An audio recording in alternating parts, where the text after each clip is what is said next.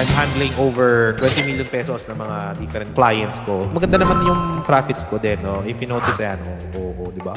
Tagawa 100% yung mga investment ko. Ay, sorry, na-leak yung information. Clients ko kasi masaya. Like, ako nagbumibili ng shares for them. So, kaya mas maganda yung performance sila sa akin. Kaya masaya sila.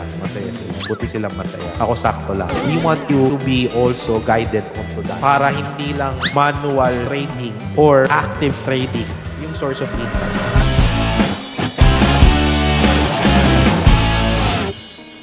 I'm also confident na kumikita din tayo sa stock market. Actually, I've been really teaching stock market since 2017. I'm handling over 20 million pesos na mga different clients ko. Maganda naman yung profits ko din, no? If you notice, di ba?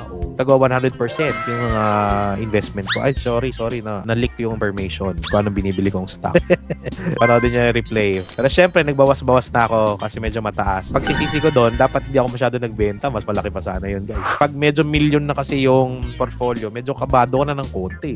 Pumapasok yung pagka-trader mo, di ba? Parang hindi ako magbenta. Yung pa masaya ako sa mga clients ko eh. Clients ko kasi masaya. Like, ako nagbumibili ng shares for them. So, kaya mas maganda yung performance sila sa akin. Kaya masaya sila.